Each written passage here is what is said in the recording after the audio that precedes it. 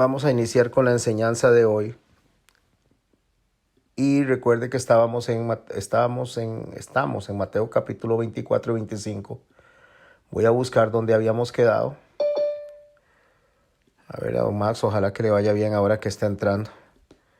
Y si no, como les digo, vamos a tener que acomodarnos a eso. Habíamos quedado en el verso 23. Ahí era donde habíamos quedado. Pero deseo hacer una pequeña lectura rápida del 1 al 22 para que nos acomodemos mentalmente en donde estamos estudiando hoy. Entonces les voy a pedir que abran Mateo capítulo 24 a partir del verso 1. Estoy buscándolo aquí. No voy a explicar los versos hasta el 23 porque ya lo estudiamos en otro momento. Lo que voy a hacer es solamente hacer una lectura rápida. Y les recuerdo, no abran el micrófono, traten de hablar todavía para que no se les vaya el audio. Dios primero que puedan terminar la clase o podamos terminar la clase bien todos. Y después haremos las conversaciones que tengamos, las participaciones que tengamos, a menos que las quieran hacer por chat. Entonces, sí estoy grabando, si me escucha Amanda y Trini, estoy grabando. Voy a grabarlo y ahí se los paso. Y inicio la lectura. Cuando Jesús salió del templo y se iba, se acercaron sus discípulos a mostrarle los edificios del templo. Respondiendo él, les dijo: ¿veis todo esto? De cierto os digo que no quedará aquí piedra sobre piedra que no sea derribada. Continuamos con el verso 3. Déjeme admitir al que está entrando, a los que están en la sala de espera.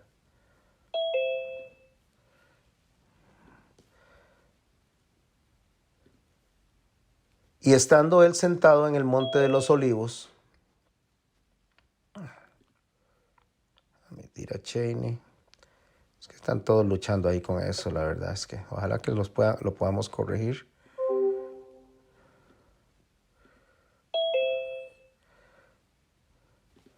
Ahora sí. Discúlpenme ahí por la pausa. Y estando él sentado en el monte de los olivos, los discípulos se le acercaron aparte diciendo: dinos, ¿cuándo serán estas cosas y qué señal habrá de tu venida y del fin del siglo?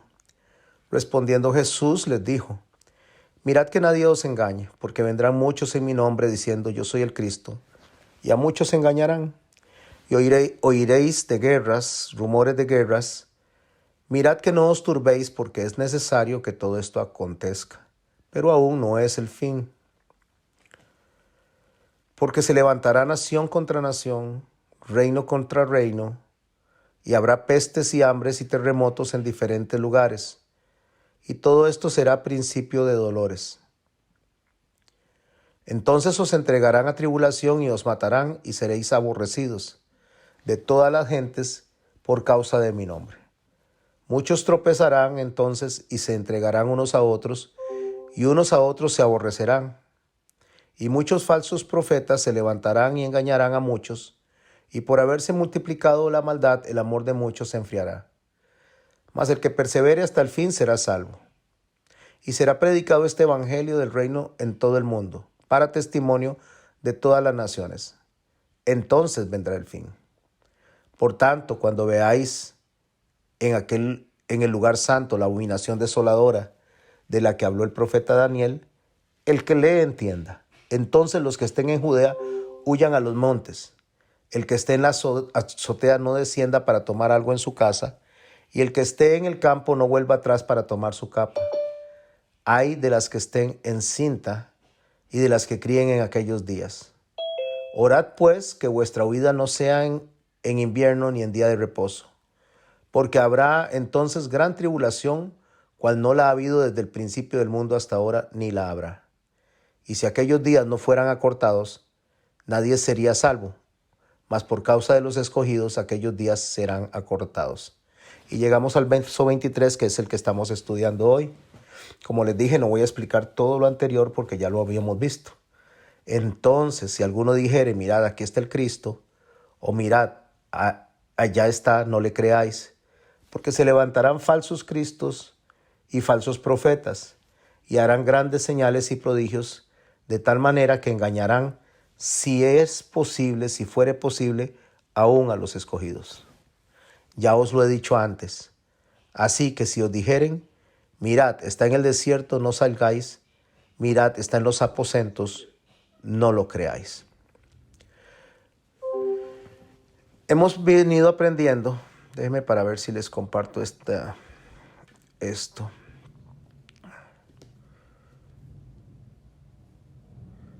A ver, compartir. Espero que estén viendo lo que acabo de poner. Y hemos venido aprendiendo que cuando el Señor hace la profecía de los últimos tiempos, lo cual ya también sabemos que en los últimos tiempos, no se concreta un tiempo definido, sino que estamos hablando de cosas que estaban sucediendo en el momento que Él está predicando, de cosas que sucedieron y de cosas que sucederán. Esto nos incluye a nosotros. Deseo que le presten atención al documento que tienen al frente, donde dice en el verso 23 y verso 24, entonces si alguno os dijere, mirad, aquí está el Cristo, o mirad allí, no le creáis. Esa expresión básicamente tiene un significado de autoridad. O sea, cuando está diciendo, vean, aquí está el Cristo, no está hablando como la persona en sí, sino a aquellas personas que dicen representar al Cristo. Mirad, aquí está. No es algo en cuanto a la persona de Cristo de manera literal, que digan aquí está Él, sino es como cuando una persona en la actualidad tiene aquella forma de hablar y de decir, es que Dios me dijo, es que Dios me habló, es que Dios me puso esto en la boca, es que Dios me dijo que te dijera. En el contexto profético, lo que el Señor está diciendo a través de este texto es que muchas personas van a querer ser o reflejar que son la autoridad profética de la iglesia, como autoridad profética. Por eso es que el verso 24 no lo desconectemos del verso 23, no lo desconectemos en esta idea que acabo de decir. Si alguno os dijere, mirad, aquí está el Cristo, mirad, allí está, no le creáis, inmediatamente él dice la razón por la cual él está diciendo que no le crean a esas personas que se están dirigiendo, haciendo creer que vienen con la autoridad profética en cuanto a la representación de su persona. Y la razón por la cual él dice es porque se levantarán falsos cristos. Aquí es algo donde nosotros tenemos que prestar mucha atención, porque cuando está hablando de un falso Cristo, está hablando básicamente de un anticristo. Anti es contra, y Cristo, que no es Jesús, aquí es donde tenemos que tener mucho cuidado. Jesús es el promotor, Jesús es el actor, Jesús es el ejecutor de Cristo. O sea, Jesús, el ungido, es el que viene y hace la obra de Cristo. ¿Qué significa eso, mis hermanos? Esto lo que significa es que Jesús camina entre nosotros, predica, Él viene, muere, resucita, y esa es su obra como hombre perfecto, como Dios encarnado. Esa es su obra. Cuando Él resucita, Él viene y empieza a sumar a Él, a su persona, empieza a sumar a la iglesia. Entonces, esa iglesia sumada, junto con su obra salvífica, junto con lo que Dios quiere, junto con el Espíritu Santo operando en nuestros corazones, ese todo, esa obra completa, eso se llama Cristo. Y cuando estamos hablando de una obra completa, estamos hablando de una autoridad completa. La autoridad no solo es en Jesús, sino es en el Padre, es en el Hijo, es en el Espíritu Santo, es en la iglesia, es en los que Él ha añadido a su iglesia. Espero explicarme bien. Lástima que tienen algún problema con los audios algunos, como por si quieren intervenir o preguntar. el que lo tiene sí lo puede hacer, pero esa obra completa, esa majestuosa obra es Cristo. Y ser un anticristo no significa ser un anti Jesús solamente, sino anti o contra la obra completa. Es ir en contra de la obra. ¿Pero qué es ir en contra de la obra? Ir en contra de la obra de Cristo no es que usted no crea en Jesús o que yo no crea en Jesús. Ir contra la obra de Cristo no es que no creamos en Dios. Hay mucha gente que cree en Dios y podría estar en contra de la obra de Cristo. Ir en contra de la obra de Cristo es justamente esto que Él está diciendo.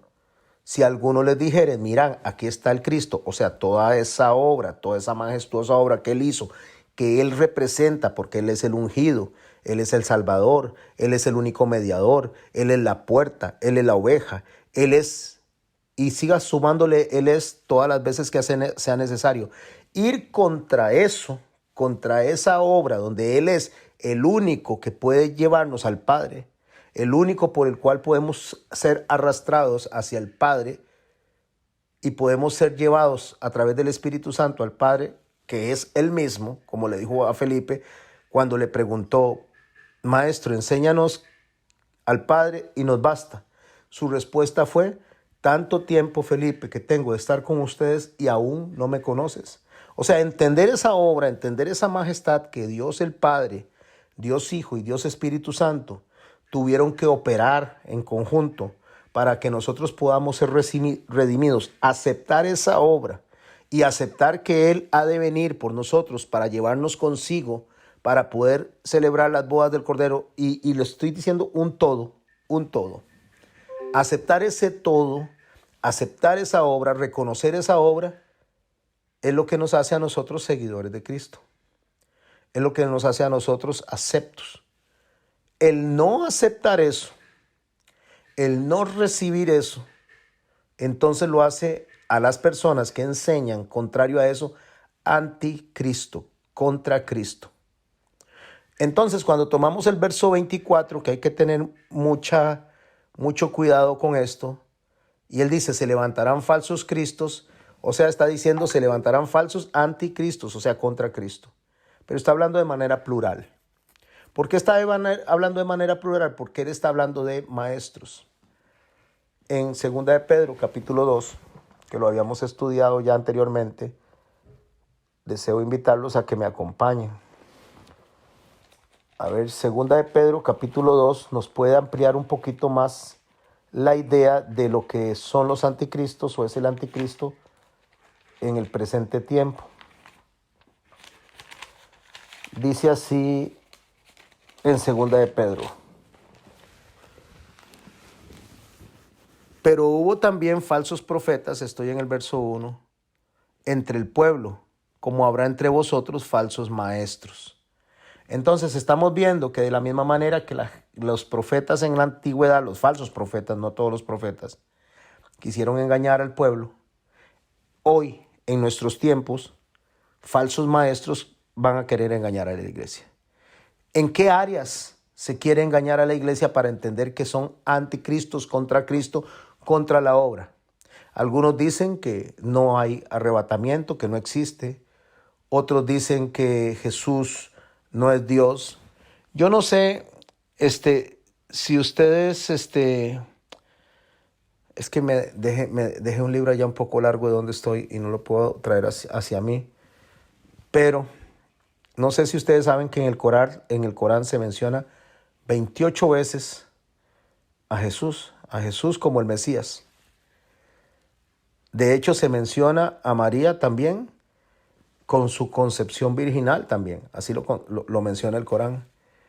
Menciona a Jesús con la diferencia de que ellos no consideran que Jesús murió y resucitó aquí en la tierra, sino que Jesús fue llevado a los cielos.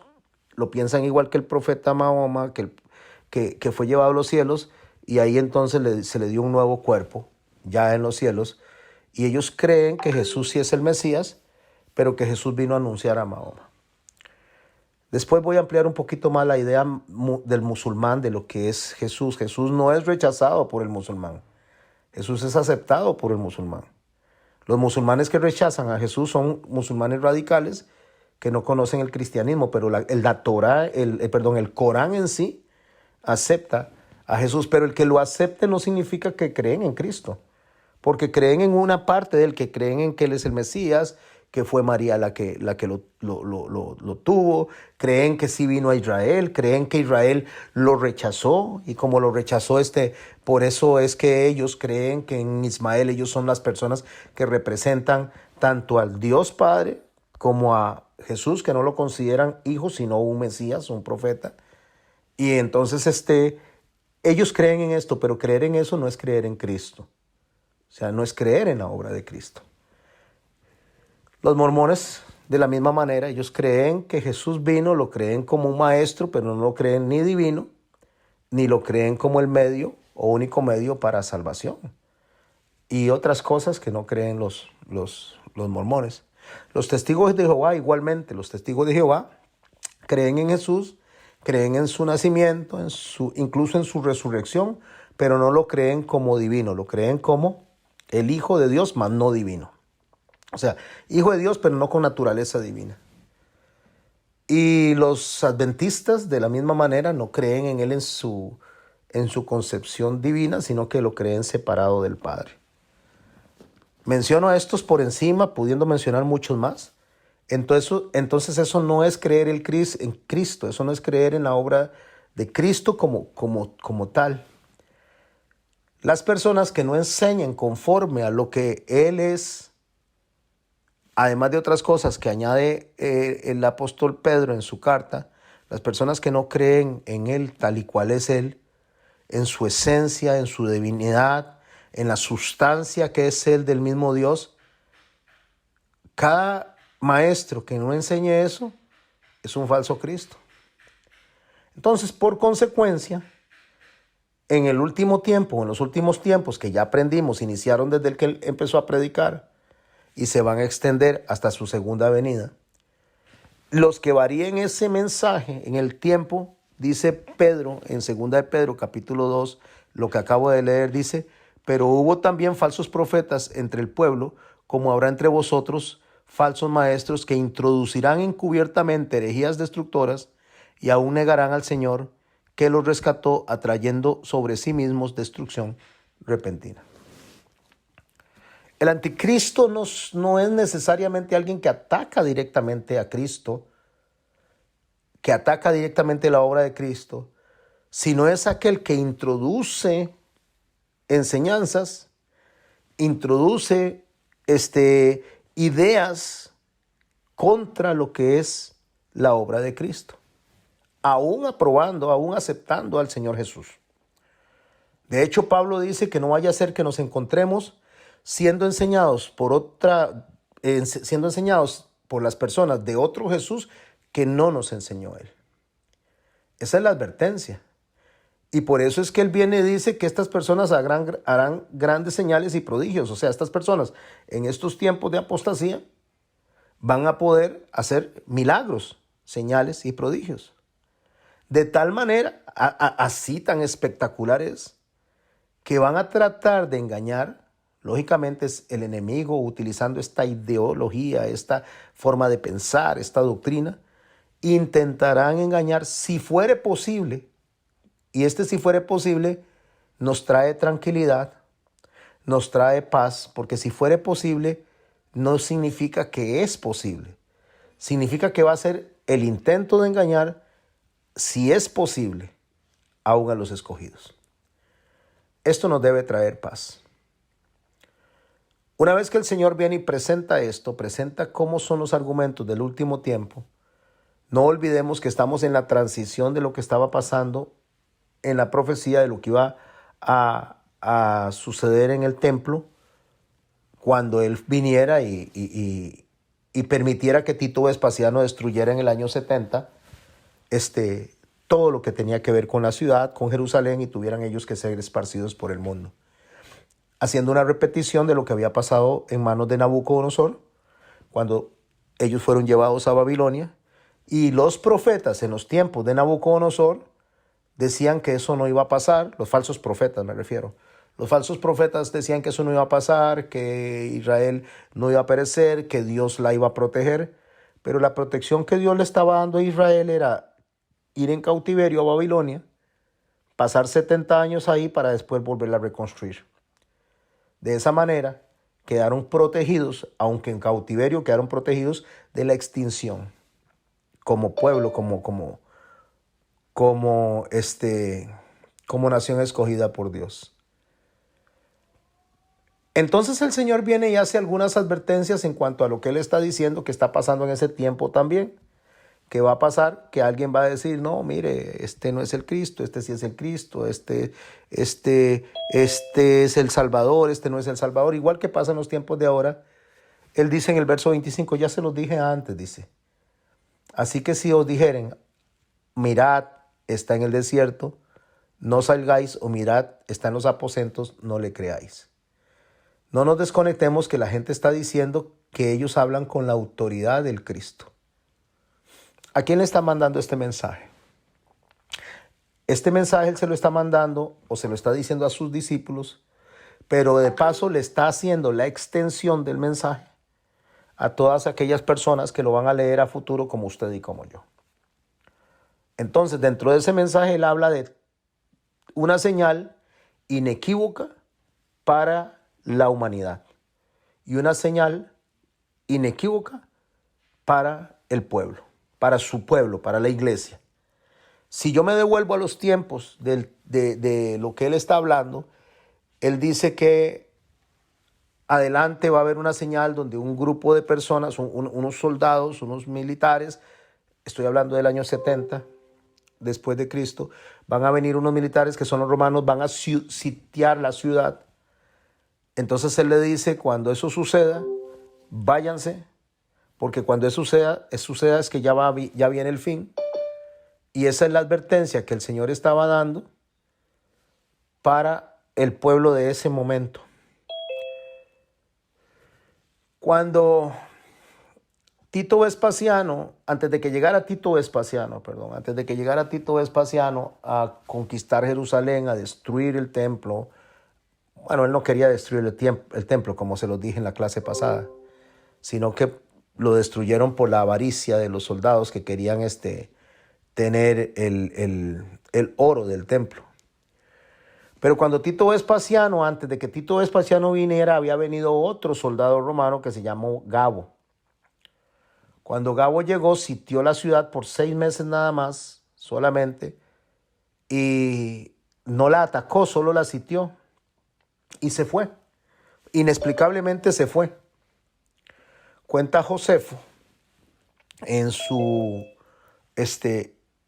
libro Guerras de los Judíos, en uno de los tomos, cuando habla justamente del sitio que se dio en Jerusalén, cuenta Josefo que cuando la ciudad fue sitiada por Tito Vespasiano, tiempo después Gabo había llegado, Gabo se había ido, y después Tito Vespasiano fue enviado a sitiar la ciudad y en manos de Tito Vespasiano fue destruido todo. Josefo dice que cuando entre Gabo y Tito Vespasiano, cuando Gabo se fue, la gente se iba, salía huyendo como gente que se escapa de un barco que se está hundiendo, como gente que se tira al mar de un barco que se está hundiendo. Salía huyendo la gente de la ciudad. Pero la gente que huía de la ciudad, en ese momento escapaba de la ciudad, esa gente que escapaba eran cristianos. Se iban a las montañas, ahí se fundaron las primeras comunidades cristianas del primer siglo. Y después vino Tito Vespasiano y sitió la ciudad. Entonces entre este general romano y entre Tito Vespasiano hubo un lapsus, hubo un espacio donde los cristianos escaparon. Ni un solo cristiano murió en ese periodo del sitio de Jerusalén en el año 70. Ningún solo cristiano. Todos los cristianos se salvaron. ¿Y por qué? Porque estaban recordando este mensaje de Jesús que inició en el capítulo 1 hasta el verso 26 a los discípulos cuando le hicieron esas preguntas. Señor, ¿cuándo va a ser destruido el templo? ¿Cuándo es la señal de tu venida? y cuándo será el fin de los tiempos, que son las tres preguntas que estamos resolviendo, estamos hablando ahora. Entonces, cuando esto se da, que Gabo hace el primer sitio y se retira, la gente que estaba ahí en ese momento, los cristianos que estaban ahí, se acordaron de lo que Jesús había dicho. Cuando vean sitiada la ciudad, cuando vean esto y esto y esto, escapen a las montañas. No se devuelvan por la capa, no se detengan, no busquen absolutamente nada, solo huyan lo más pronto posible. Eso describe Josefo. Josefo describe como historiador, no es la Biblia, sino la historia romana y la historia hebrea en manos de este hombre que era israelita, era hebreo, era judío, pero sino que se escribió en favor de los romanos la historia. Dios lo permitió para que haya un registro extrabíblico de todo lo que pasó ahí. Entonces Josefo cuenta que todos escaparon. Y después narra, en la guerra de los judíos, narra todos los acontecimientos que se dieron después durante el sitio con Tito Vespasiano. Estas personas huyeron porque la señal inequívoca era que la ciudad se estaba sitiando, que estaba siendo rodeada. Dios milagrosamente dio un espacio entre Gabo y Vespasiano para que la gente, cuando vio el sitio, donde vieron el sitio, no hubieran podido escapar. Pero resulta que como Dios permitió que Gabo se retirara inexplicablemente, la historia dice, lo dice Josefo y lo dice cada uno de los historiadores romanos, que no se explican por qué Gabo se fue. Simplemente se fue. Bueno, usted y yo sí nos vamos a explicar por qué se fue. Porque Dios lo permitió para que los cristianos vieran eso y se fueran. Entonces, cuando Tito Vespasiano viene e invade y cierra la ciudad, ya habían huido. Los que murieron ahí fueron judíos, puros judíos, porque no creían en Jesús ni creían en sus profecías. Entonces viene el verso 27 y entra una señal que es para el mundo y para los que quedan después de ese momento. O sea, que hay una señal que es para la iglesia y hay una señal que es para el mundo, de cuándo las cosas se van a terminar. ¿Cuál es la señal para la iglesia? En este caso, para la iglesia, el Señor viene diciendo todo, nos lo explicó todo, cuando hayan guerras, rumores de guerras, cuando todas estas cosas estén pasando, esto es principio de dolores, ese no es el fin, sino que cuando digan paz y seguridad, entonces ese sí es el fin y vendrá sobre ellos destrucción repentina. ¿Cuál es nuestra señal? Nuestra señal no son las guerras, eso es principio de dolores. Nuestra señal no es las hambres, eso es principio de dolores. Nuestra señal es cuando el hombre, en su tecnología, en su sapiencia, en su propia justicia, encuentre paz para la humanidad y la humanidad encuentre paz a las guerras, encuentre solución a los problemas económicos. Cuando el ser humano, no en un área del territorio o no en un área del planeta, sino en todo el planeta, se sienta seguro, se sienta de que hay un gobierno o un grupo de gobiernos comandado por un solo gobierno que les ha traído tranquilidad económica, médica, religiosa, en todas las áreas, y el ser humano diga, wow, ahora sí estamos bien, estamos mejor que antes. Ahí es donde está el peligro, para ellos, no para nosotros. Porque vendrá persecución, vendrá destrucción repentina, dice el Señor. Esa es la señal para la iglesia, esa es la señal para ese pueblo de cristianos que escapó entre Gabo y Tito Vespasiano. A nosotros nos va a pasar lo mismo, nosotros vamos a ser quitados antes de que venga lo que se conoce como la gran tribulación, que es el proceso donde entra la falsa paz y se desata la verdadera destrucción por parte de la humanidad por control. Para la humanidad, o sea, para las personas del mundo, más las vírgenes que se han quedado, que son las que vamos a mencionar después, hay una señal de que ya esto está listo, que ya esto se cumplió. Y esa es la parusia, la segunda pregunta que le dijeron ellos, ¿cuándo será tu venida? Porque en el verso 27 dice así, porque como el relámpago que sale del oriente y se muestra hasta el occidente, así será también la venida del Hijo del Hombre. Esta señal no es para la iglesia. La iglesia ya no está. La iglesia ya ha sido tomada. Esta señal no es para la iglesia. La señal que tenían los judíos, la señal que tenía la gente que rechazó a Cristo, a la cual él le dijo que no pasara esta generación antes de que todo esto acontezca, no fue Gabo. Gabo fue una señal para los cristianos para que escaparan. La señal para ellos fue Tito Vespasiano, cuando se cumplió todo lo que él dijo de la destrucción del templo, que no quedará piedra sobre piedra, que antes, o sea, cuando esto iba a acontecer.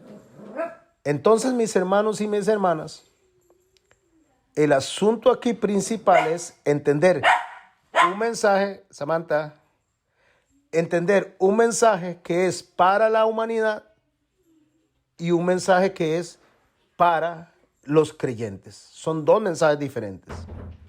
Aquí está la separación de esto. La separación es que a los que estaban en Judea, que creían en Cristo, que creían en la obra de Cristo, que creían en el mensaje de Cristo, les fue dado un mensaje. Y al resto de los que se quedaron ahí fue dado otro mensaje. ¿Cuál fue el mensaje? La destrucción del templo y la dispersión de todos ellos. De la misma manera para nosotros, mis hermanos y mis hermanos y mis hermanas, la señal para usted y para mí es justamente el principio de dolores. No la gran tribulación, como algunos lo quieren ver. No la persecución, eso se va a dar a los que se quedan, a los que no están con las lámparas listas, a los que no tienen el aceite extra. Esa señal va a ser, la señal para estas personas es el arrebatamiento, se fueron. Entonces dice, ok, es cierto lo que Jesús dijo, eso fue lo que pasó, lo mismo que en ese tiempo. Y hoy, mis hermanos y mis hermanas, se repite exactamente lo mismo. Entonces él dice en el verso 28 que una vez acontecida esta señal, dice, porque donde estuviera el cuerpo muerto, allí se juntarán las águilas. Las águilas les había dicho que son los aetos, pero aetos más que el animal es el sobrevuelo del animal. Y no se está refiriendo a águilas en particular, aunque algunas personas vienen y en sus interpretaciones dicen que era la águila romana, porque cuando vinieron la presencia militar en Tito Vespasiano se pusieron las astas romanas y ellos están representados por un águila. ¿Y qué era eso? En realidad no es eso a lo que se está refiriendo el Señor. Cuando dice se juntarán las águilas, no está hablando de la presencia del águila como tal, sino se está hablando de la conducta del sobrevuelo de las aves. Como cuando usted va de camino a una ciudad a otra y usted ve unos buitres, así es como se llama, sopilotes, perdón. Usted ve los sopilotes volando y usted dice, ay, ahí hay algo muerto. Es inequívoco lo que el Señor está diciendo. O sea, el Señor está diciendo, básicamente el Señor está diciendo así, donde veas sopilotes hay un muerto. Eso es lo que Él está diciendo. O sea, donde usted vea volando a los sopilotes, es que alguien se murió. Algún animal se murió, algo está muerto ahí. Bueno, cuando ya las águilas tienen el control, o sea, cuando hay un sobrevuelo de conducta, cuando ya entonces se dé lo que él dice que se va a dar, que lo va a explicar en el verso 29, que habla que ya se dio el arrebatamiento, y dice ya se dio el arrebatamiento porque ya la gente había salido antes de Tito Vespasiano, habían huido a las montañas después de que vieron a Gabo irse. Entonces, cuando esto se dé, la conducta del dominio que se viene, ustedes lo van a identificar. Y dice en el verso 29, e inmediatamente después de la tribulación de aquellos días, ¿cuál tribulación? La que acabo de mencionar. La destrucción del templo, la destrucción de la ciudad, el asedio romano. Una vez que esto se dé, recuerde que eso es una figura de lo que va a pasar, es una figura de lo que pasó ahí y es una figura de lo que había pasado también en Babilonia. Es una repetición de la profecía en un presente continuo. Entonces dice, cuando esto se dé, cuando estas cosas ustedes las vean pasar, pero es interesante que si usted le presta atención con cuidado a esta profecía, ya no involucra a la iglesia porque la iglesia no está.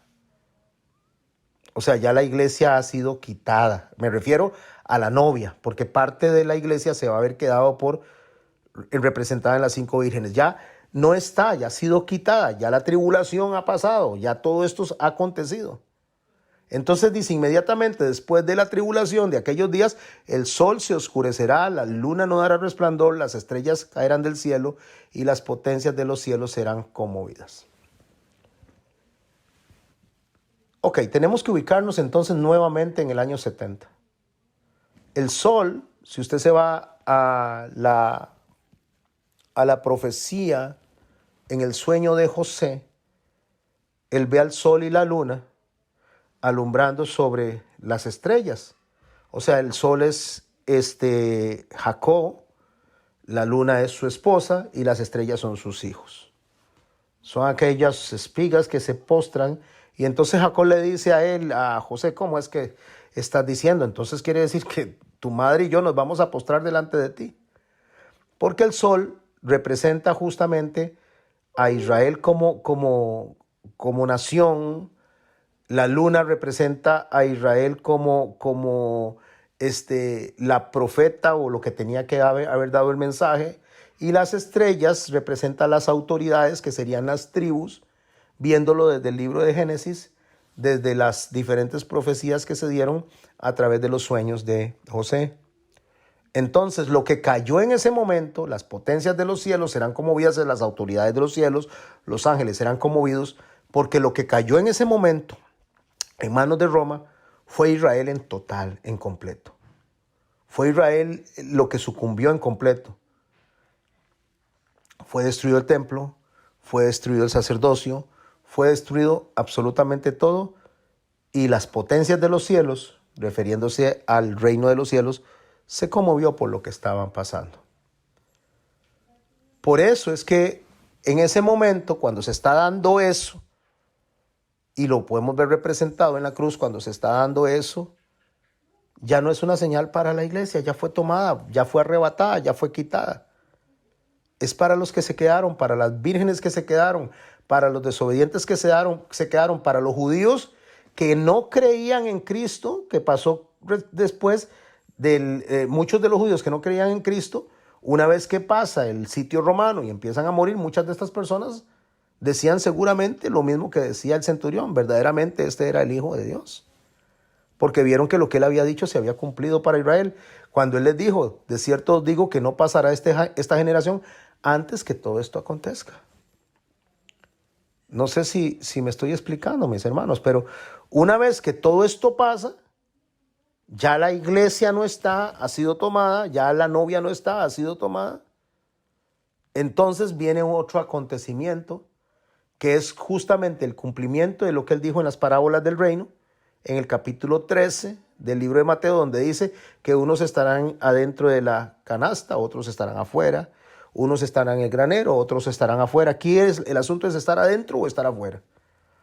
Unos estaban dentro del arca cuando Noé fue rescatado, él y su familia, y otros estaban afuera, los que se rechazaron a Cristo. Es la misma idea: o estamos adentro o estamos afuera. Entonces, en esas parábolas del reino, entonces el Señor dice: entonces aparecerá la señal del Hijo del Hombre en el cielo. ¿Cuál es la señal del Hijo del Hombre? Bueno, que se llevó a la iglesia, que se llevó a la novia. Entonces lamentarán todas las tribus de la tierra y verán al Hijo de Dios viniendo en las nubes del cielo en poder y gran gloria. Esto ya es una unión entre lo que aconteció al llevarse a la novia, que se van a reflejar en las vírgenes, y lo que ya se está viendo en el final. O sea, es un enlace de juicio donde las naciones, todo el mundo, va a decir de verdad que era cierto. Incluso aquellas personas que no fueron obedientes van a decir de verdad que era cierto. ¿Y por qué era cierto? Porque viene y nos explica a nosotros claramente en el verso 31 de cuál es el cumplimiento de la señal para los que se quedaron. Y enviará a sus ángeles con gran voz de trompeta y juntará a sus escogidos a los cuatro vientos desde un extremo del cielo hasta el otro. Ahí habló el arrebatamiento. Se lleva a su novia, los recoge a todos, los que han cumplido con lo que él exige, con lo que él pide, y los que se quedaron van a decir de verdad que era cierto. Hay unas películas que han presentado que se llama, creo que después del día o al día siguiente, algo así. Son películas que tienen que ver con las profecías apocalípticas, algunas muy sensacionalistas. Pero si usted analiza todas las películas que se presentan, porque es lo que Hollywood y lo que la humanidad presenta, como para que los que no creen en Cristo no digan que no fueron advertidos, todas coinciden en lo mismo. Usted analiza y usted ve todas, una donde sale, creo que sale este hombre, bueno, se me olvidan los nombres de los actores. Hay un actor famoso que sale de piloto y anda en el avión. ¿Cómo se llama? Nicolas Cage, muchas gracias. Donde Nicolas Cage se queda y su esposa y su hijo se van y él se queda con su hija y se queda un pastor. Ahí está, en esa película usted ve donde un grupo se queda y un grupo se va. Después se arrepienten, empiezan a predicar, pero ya unos fueron quitados y estos que se quedaron tienen que pasar por un proceso de tribulación horrible. Eso usted lo ve en la película de Nicolas Cage, lo ve en otra película que se llama, ahí se me olvidan, pero como algo de atrapados en... El remanente. El remanente, gracias Priscila. El remanente, esa es otra película, pero todas coinciden en lo mismo. Es increíble cómo los no creyentes, la gente del cine lo entienden, o por lo menos Dios les da esa visión, y la iglesia no lo entiende. Y eso es lo que nos va a explicar nuestro Señor Jesucristo en el capítulo 25. Es como agarrar esas películas y decir, unos se fueron y otros se quedaron. Unos están adentro de la canasta y otros están afuera. Unos están en el granero y otros están afuera. No está hablando de infierno y cielo. Está hablando de un grupo de personas que tienen que pasar por un proceso de santificación, Tabor, y otro grupo de personas que por estar ejecutando correctamente lo que Dios le dijo, han sido tomados. O sea, unos adentro y otros afuera.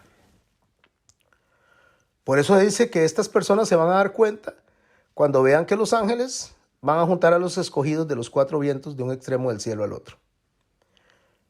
Y viene el Señor y hace un paralelismo histórico para que nosotros podamos entender realmente la señal, la verdadera señal. Ahorita voy a hacer una pausa porque quiero explicar algo.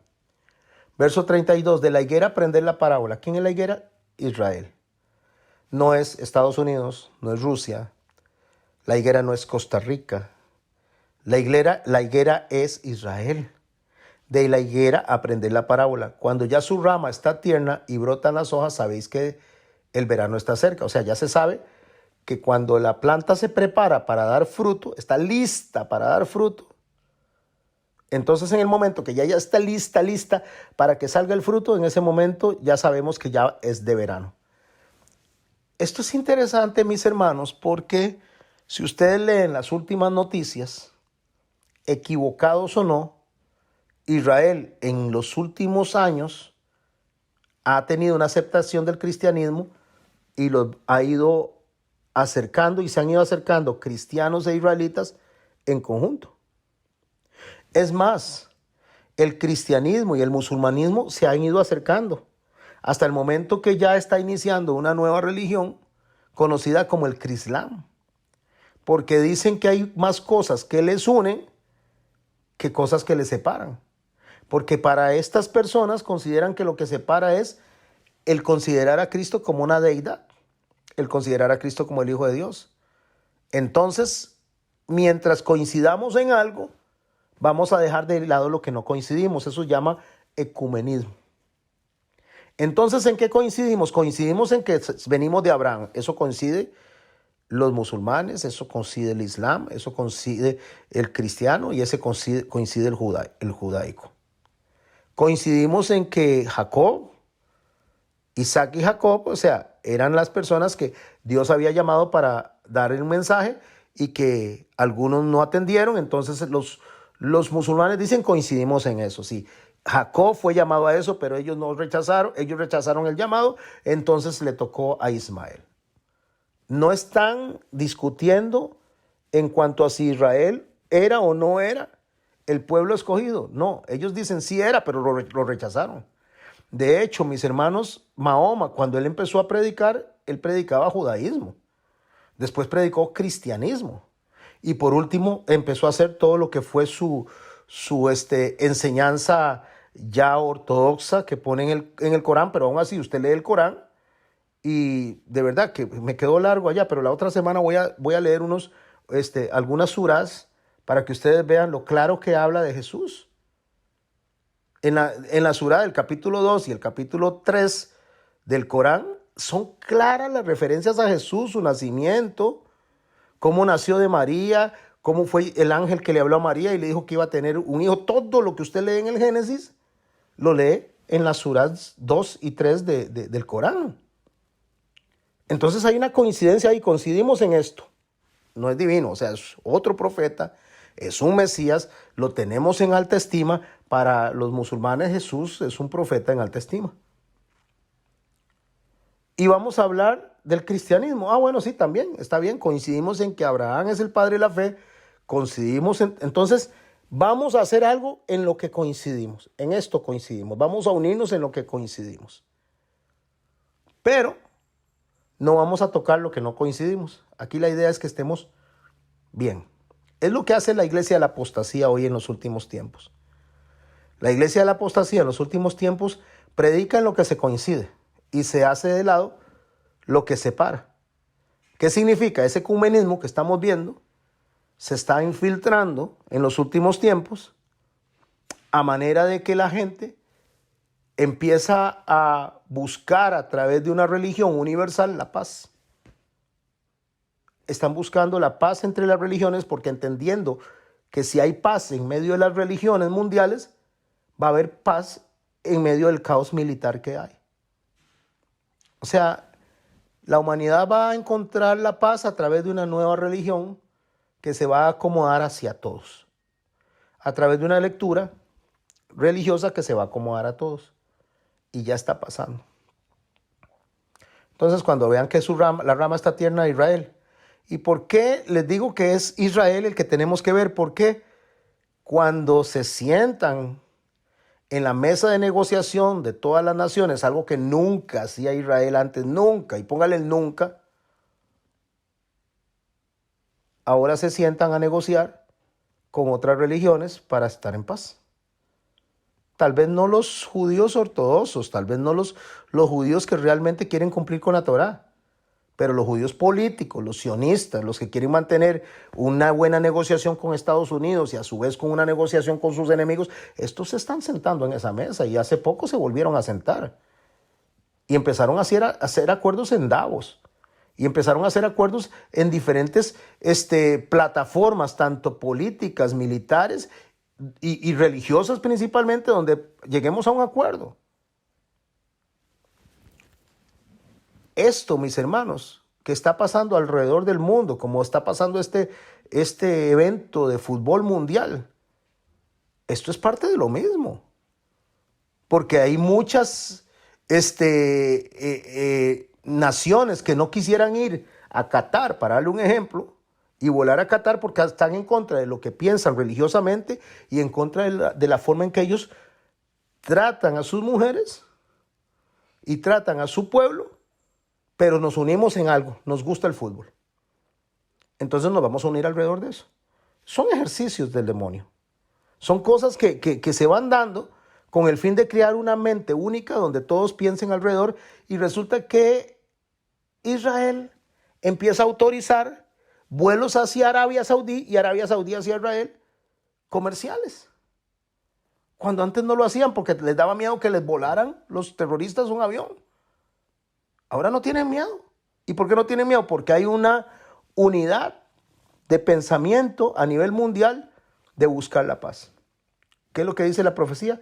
Cuando digan paz y seguridad, vendrá entonces sobre ellos destrucción repentina.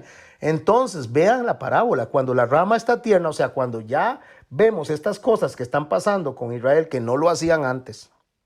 Israel, ¿verdad? Ese es el foco. Que no lo hacían antes, ustedes saben que ya el verano está cerca.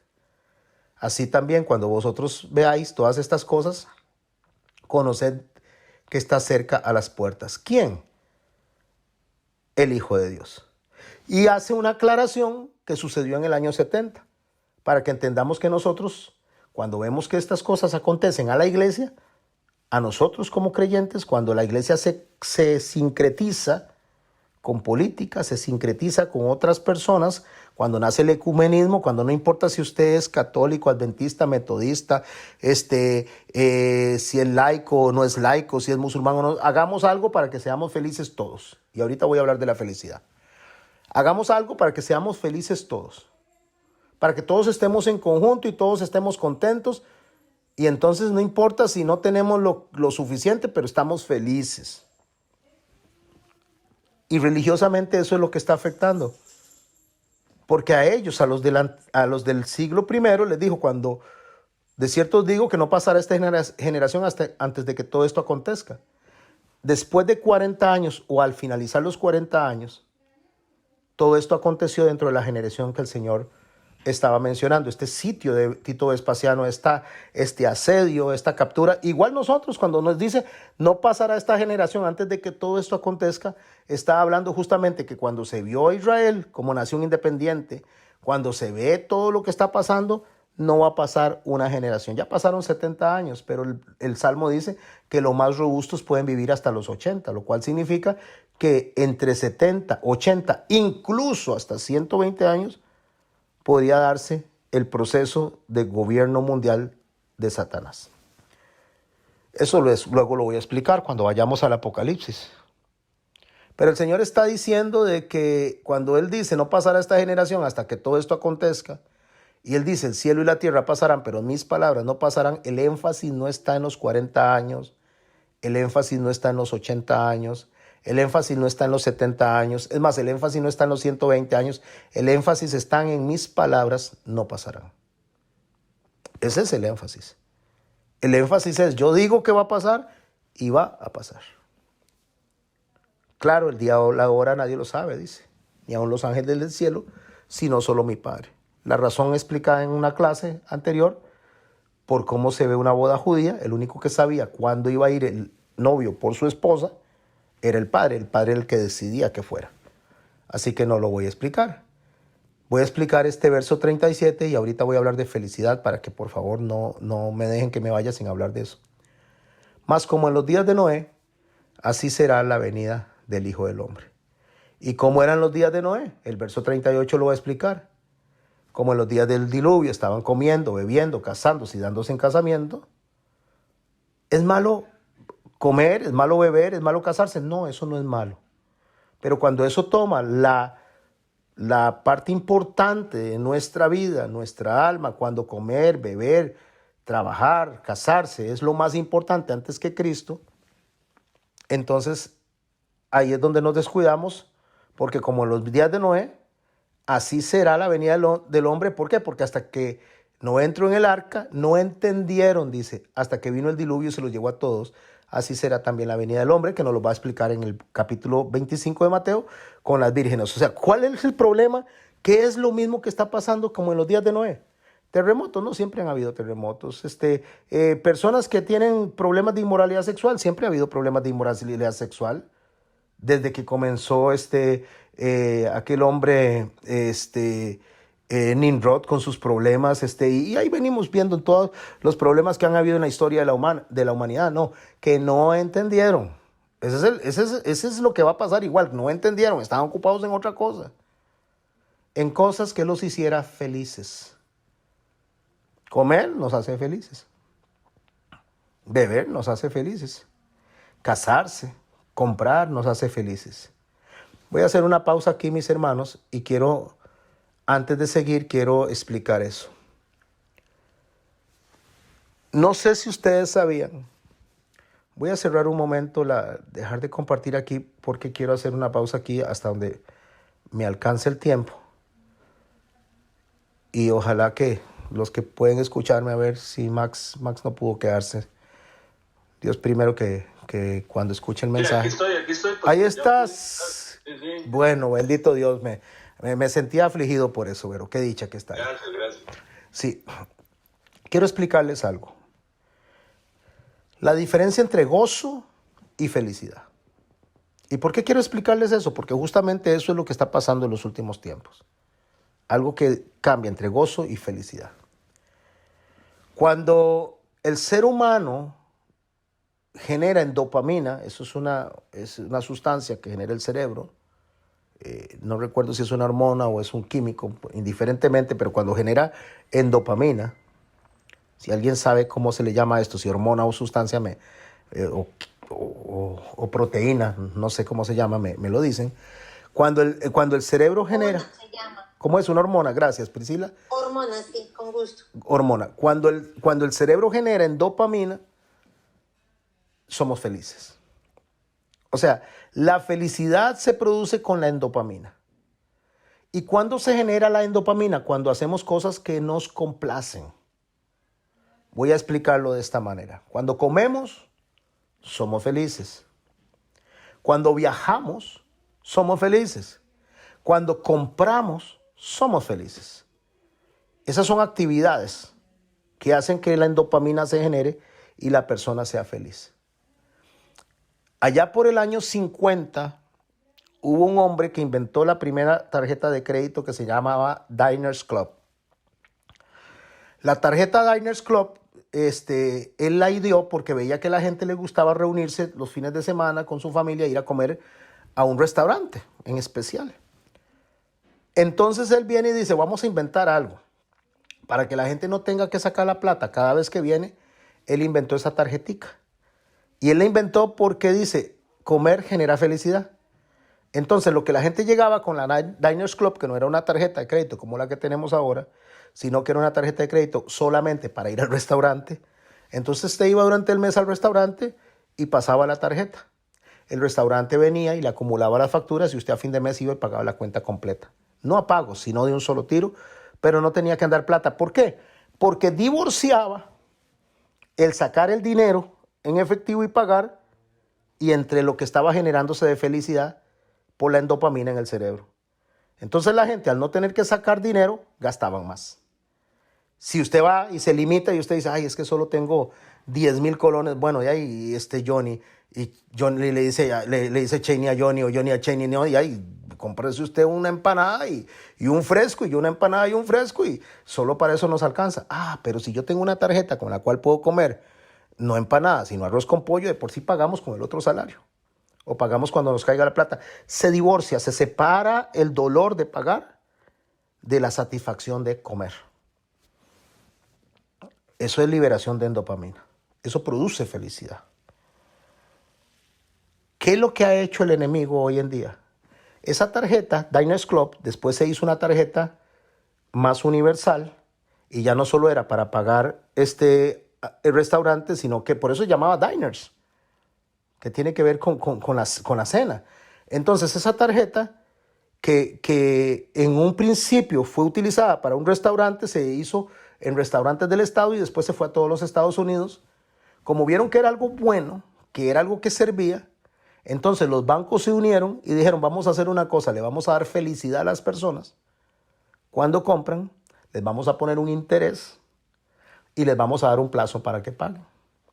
Y nació por la unión de los bancos en la idea de la primera tarjeta Diners Club, nació Visa, que es lo que ustedes ven en nuestras tarjeticas ahí de débito o tarjetas de crédito, Visa, y después nació Mastercard.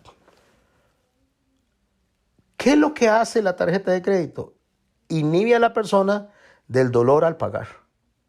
Suena como si estuviera comprando gratis. Le quita el dolor. Le quita esa parte de dolor y le deja solo la satisfacción que produce la endopamina, la felicidad. Eso es felicidad. En los últimos tiempos nosotros tenemos una tarjeta de crédito celestial que se llama Teología de la Prosperidad. Esa teología de la prosperidad le produce a las personas felicidad. Vamos a pactar con Dios, vamos a hacer esto, así esto me va a ir bienísimo, no me voy a enfermar, me voy a curar. Y la tarjeta de crédito que se está utilizando, espero estarme explicando con esto porque esto es muy importante para lo que voy a desarrollar. La tarjeta de crédito no dice Diners Club. Ese nombre se lo vamos a cambiar y le vamos a poner decláralo y recíbelo.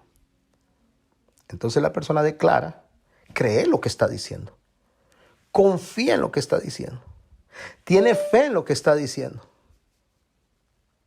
y le produce felicidad momentánea. Y eso lo hace vivir feliz. Vamos a quitar de lado el negocio que hacen con la prosperidad y todo eso. Vamos a hablar del individuo en particular. Entonces eso le produce felicidad. Pero como la felicidad es producida por una hormona llamada endopamina, igual se le puede quitar esa felicidad cuando viene el problema. Cuando viene la aflicción, el problema de la aflicción no generan endopamina, se lo aseguro. Generan hormonas de defensa, de ponerse contrario, como venir y estar a la advertencia. O sea, eso es el miedo. El miedo es generado por otra hormona. El miedo es una advertencia para estar listos, algo me va a pasar. Cuando usted recibe endopamina, usted no tiene miedo, sino que solo está feliz. Por eso Salomón dice que es mejor ir a casa de luto que a casa de fiesta. Porque en la casa de luto nosotros estamos conscientes de lo que está pasando. En la casa de fiesta todo el mundo está enfiestado, como lo dicen. O sea, nadie le interesa qué es lo que va a pasar. Esa tarjeta de crédito, esa forma de predicar del Evangelio de la Prosperidad le ha generado a la iglesia lo que acabamos de leer en el texto de Mateo 24. Van a estar casándose, van a estar comiendo, van a estar bebiendo. O sea, están distraídos generando endopamina. O sea, haciendo cosas que me hagan felices. Por eso usted ve que se abre allá, y no les voy a llamar iglesias, no les voy a llamar congregaciones, se abren centros de psicología donde las personas llegan a que les den endopamina. Los hagan sentirse felices cada semana. Los hagan sentirse inteligentes, bonitos. Los hagan sentirse sabios, maravillosos.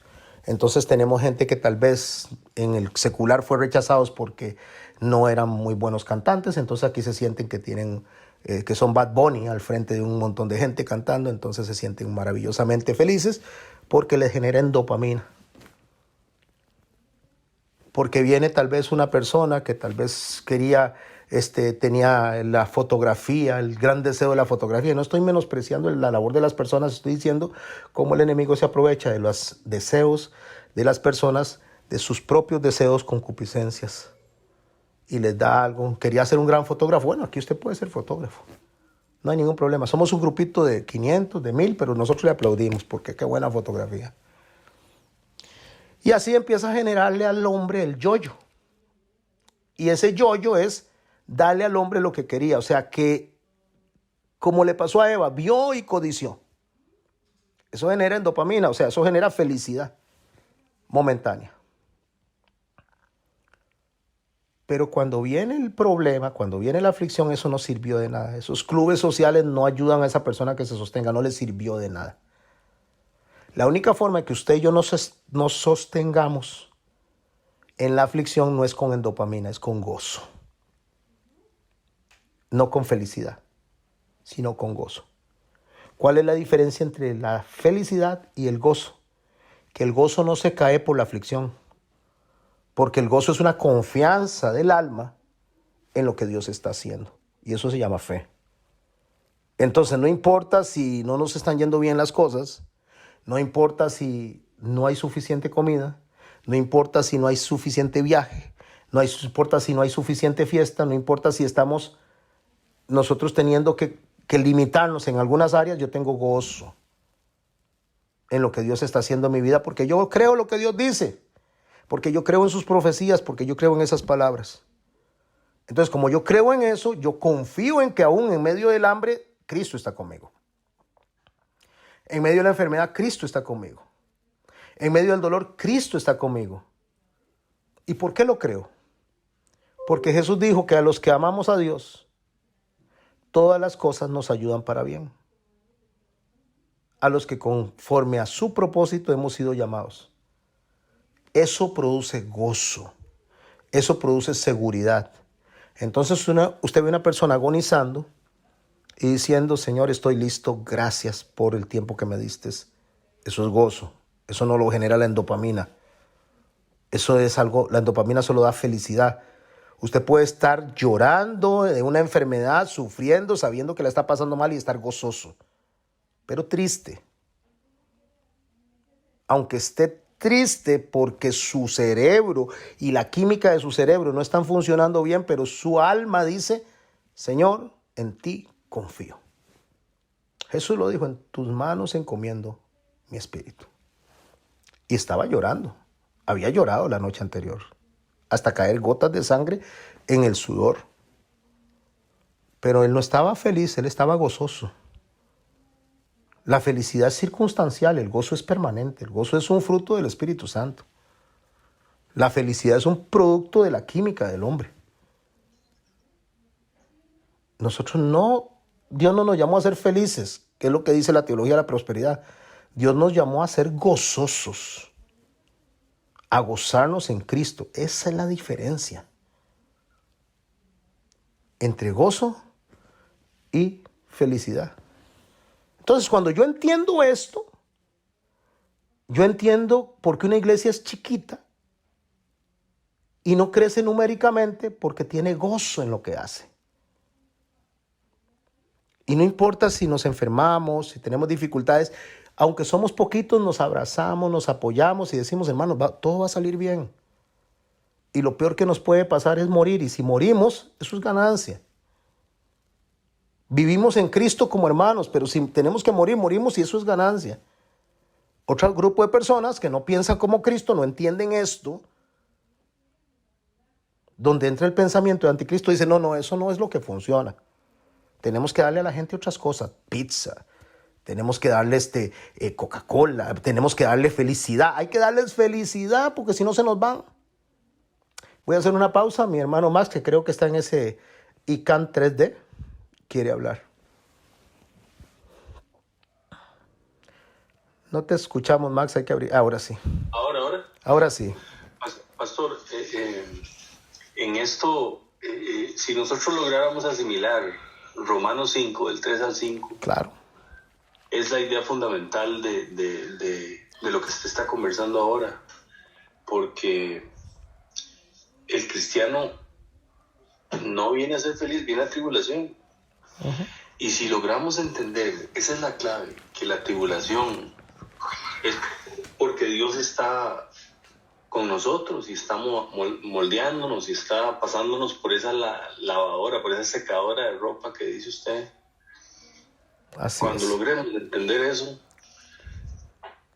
vamos a entender la diferencia entre felicidad y gozo, porque yo puedo estar llevando palo y puedo estar revolcado y todo, pero si yo entiendo que eso es señal de que el Señor me está moldeando, ajá, de que por más bajo que esté, por más profundo que caiga, Él está conmigo y produce gozo en mí, es donde cuando Él nos va a decir, bueno, ya entendiste el principio, ahora sí, vamos a trabajar y cosas buenas, pienso yo. Se me ocurre. No. ¿Y qué fue lo que pasó, por ejemplo, con el pueblo de Israel esos 40 años? Y tuvo que acabar esa generación para que fuera otra la que entrara. Y hay muchos ejemplos que nos ayudarían a entender ese concepto y ese principio. Por supuesto, Maxi, muy buena tu intervención. Pensemos en los cristianos del primer siglo. Nerón los agarraba y los mandaba al Coliseo. Los quemaban, los echaban a los leones, los aserraban, los crucificaban y ellos entraban cantando. De hecho, la historia dice que lo que más le asombraba a Nerón era por qué cantan. Porque ellos no estaban siendo guiados por un problema, por una sustancia química del cuerpo, sino por una fe en el alma, por el gozo de saber que iban a pasar de la muerte a la vida. O sea, iban a pasar del estado de vivir en este mundo al estado del reino de manera literal. Eso lo sostenía, como en el Apocalipsis nos encontramos a 144,000 abajo, que representan justamente a esas vírgenes y a esos judíos que se quedaron del arrebatamiento, lo vamos a ver después, y son los únicos que escuchan los cantos que están en los cielos, el himno que está cantando, es el cántico nuevo, son los únicos que lo escuchan y eso los hace sostenerse hasta la muerte, porque saben que después de aquí hay algo más. La bienaventuranza no tiene que ver con algo químico, la bienaventuranza no tiene que ver con felicidad, no tiene que ver con su estado de ánimo, tiene que ver con su estatus del alma en Dios, creyendo lo que Dios dice, o sea, donde Dios me tiene a mí, a pesar de las circunstancias. Yo podría sufrir aquí toda la vida, podría estar enfermo toda la vida, pero yo sé que como lo dijo el Señor cuando Lázaro fue llevado a la presencia de nuestro hermano Abraham, él le dijo, Lázaro ya sufrió mucho, ahora aquí va a estar bien. Pero esa fe, esa confianza, solamente nace de un corazón que se deposita en Cristo. En Cristo, en la obra completa. Y cuando yo digo en Cristo, en la obra completa, estoy hablando de que yo tengo que entender que aunque mi hermano tal vez no camina tan bien, es parte de la obra. O que yo no camino muy bien, pero es parte de la obra. Que al final de cuentas Dios va a llevarnos a nosotros a un buen puerto. No por nosotros, por lo que somos nosotros, sino por lo que Él hizo en nosotros. Esa es la bienaventuranza, es un estatus. Cuando David enviaba a la gente a la guerra y regresaban, él se paraba en una puerta que se llamaba la puerta de la inspección. En esa puerta él recibía a los soldados. Qué bien lo hiciste, pasa, entra al reino, vamos a tener una cena más tarde. Y cenaba con sus tropas, cenaba con sus generales, cenaba en gratitud porque ellos habían ido a pelear por el rey. En la puerta de la inspección, el Señor dice que Él se va a parar en la puerta de la inspección. Por eso vamos a tener una predicación de las puertas más adelante, en el otro año. Él se va a parar en la puerta de la inspección y va a decir, venid, benditos de mi Padre, entrad en el gozo de tu Señor. En el gozo de tu Señor. ¿Por qué el gozo? Porque allá sufrieron, allá lloraron. Pero ahora vuestra tristeza se convierte en gozo. Por eso, mis hermanos, como nos queda poco tiempo, lastimosamente no pudimos avanzar lo que hubiera querido, pero bueno, avanzamos lo que Dios quiere. Nosotros, mis hermanos y mis hermanas, debemos de entender que las circunstancias no son las que mueven a Dios. No, eso no mueve a Dios. Dios está en medio de nosotros a pesar de las circunstancias, en medio de las circunstancias. Así como la tarjeta Diners Club le ofrecía a las personas una falsa felicidad y los iba enredando y enredando. Después nacieron las tarjetas de crédito y hoy el mundo está endeudado en tarjetas de crédito, que después la felicidad se convierte en tristeza. Así hace justamente el enemigo a través de la predicación de la prosperidad. Le da dopamina a la gente. Usted los ve a la gente como clubes sociales, como shows, pareciera más una Teletón recogiendo plata y haciendo a todo el mundo feliz porque le genera felicidad eso que hacen, que una adoración a Cristo. Y eso está ahora por todo lado, mis hermanos, por todo lado. Y usted ve 1,000, 2,000, 3,000, 5,000, 10,000. Cuando yo muchas veces que enciendo un canal y yo digo, wow, pero ¿qué es esto? Un estadio completo lleno de gente saltando y brincando de felicidad. Y está probado que muchos de esos estadios llenos de gente saltando en felicidad en ese momento, pensando que cuando salían de ahí iban a su casa y se iban a encontrar la refrigeradora llena de comida porque hicieron un pacto de endopamina. Estoy usando la figura de la endopamina, nada más un pacto de felicidad, poniendo un poquito en una taza de dinero, pensando que iban a comprar gozo, más lo que tuvieron una felicidad temporal. Llegan a su casa y se encuentran con la refri vacía, se encuentran con las mismas enfermedades que tal vez en un momento de euforia, y no digo que Dios no haga milagros, no, Dios hace milagros. Estoy diciendo que no todas las personas reciben lo mismo, no todos recibimos lo mismo. Entonces Dios viene y hace milagros donde Él quiere y a otras personas las deja pasar por un proceso de aprendizaje porque Él es Dios, Él es soberano. Y cuando llegan a la casa y se encuentran con que lo que allá les ofrecieron no funciona, se terminan suicidando. Porque solo se les dio felicidad. Nada más. Nada más que felicidad. Pero si una persona regresa a su casa y dice, Señor, yo no entiendo realmente lo que pasa en mi vida. No entiendo por qué me está pasando esto. No entiendo por qué estas aflicciones han venido a mí. No lo entiendo, la verdad. No entiendo por qué a unas personas les va bien a pesar de que ni siquiera te profesan, no te predican. No lo entiendo, Señor, pero aquí no se trata de lo que yo entiendo. Aquí se trata de tu persona, Señor. Si a ti te honra, si a ti te glorifica lo que yo estoy viviendo, aún mis lágrimas te glorifican, aún mis ruegos te glorifican, Señor, yo quiero seguirte glorificando. Yo quiero seguirte amando. Yo quiero seguirte adorando porque ni mis lágrimas, todas sumadas con las de toda la gente, son suficientes para compensar una sola lágrima tuya en el Getsemaní. Mi dolor sumado, el de todos, no es suficiente para compensar el dolor que sufriste de verte separado del Padre por unos instantes. Señor, si esto que me está pasando a mí te honra, porque no puede pagar lo que hiciste, porque lo que hiciste es extraordinario, es majestuoso, pero puede hacer que alguien que me está viendo pueda encontrar gozo, pueda encontrar paz, esperanza en ver cómo yo enfrento estos problemas, Señor, pues úsame. Úsame, Señor, porque usarme no es solo predicar, no es solo danzar, no es solo cantar. Si te glorificas y te glorificas en mi dolor, glorifícate.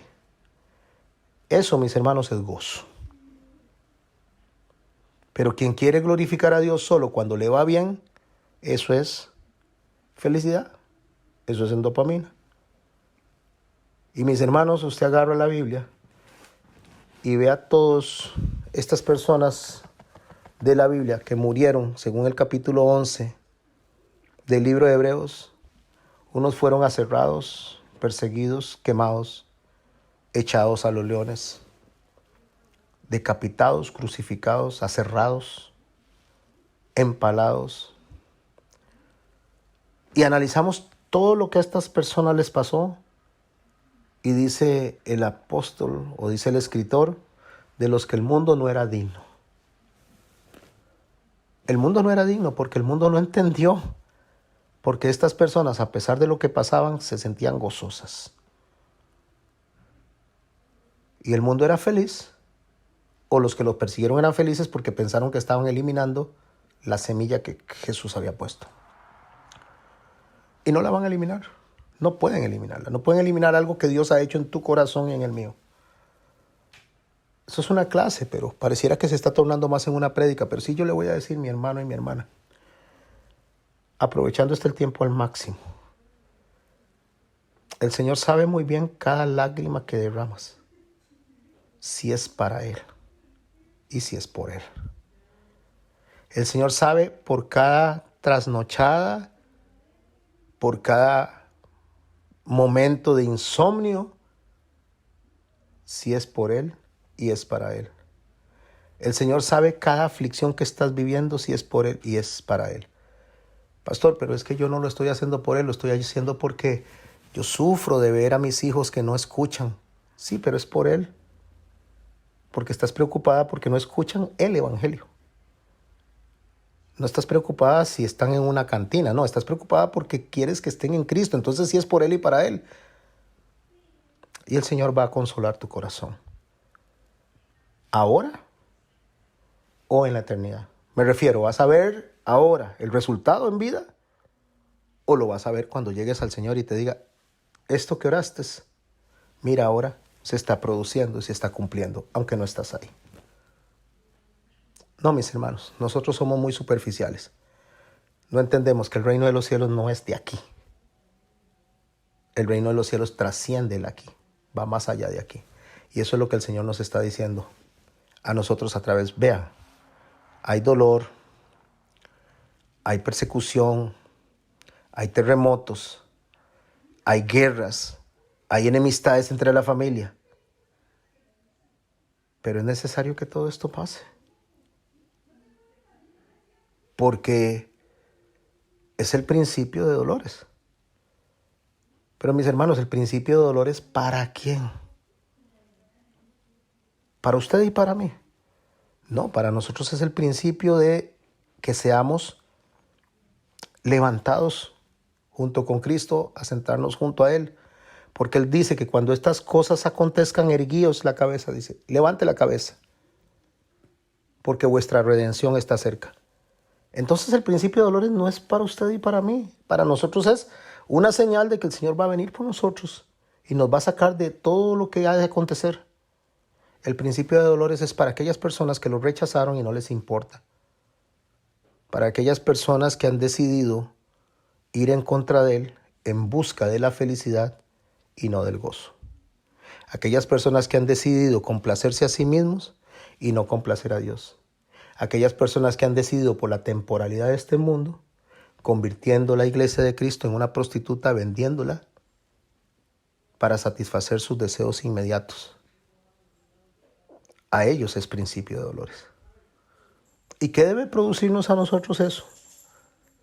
Debe decirnos, ay, qué bueno, tome, está bien que les pase eso. No, ¿sabe qué debe producirnos? Debe producirnos dolor. Y el dolor no nos tiene que quitar el gozo. Por eso usted llora, por eso usted se arrodilla, por eso usted ruega. Por eso yo hago lo mismo, por las personas que aún no entienden. Y sabemos que la salvación está en Cristo, pero nosotros somos la iglesia, reyes y sacerdotes llamados a orar por estas personas. Y para decirle al Señor, Señor, no dejes que nuestra fe falte. No dejes que nuestra fe falle. Tengo 10 minutos, 5 para orar y 5 si alguien quiere dar un aporte puntual. Y la otra semana continuaremos con, déjeme ver, el otro lunes continuaremos con el verso 44 del capítulo 24 del libro de Mateo, hablando justamente de los últimos tiempos, antes de iniciar con el capítulo 25 con las vírgenes.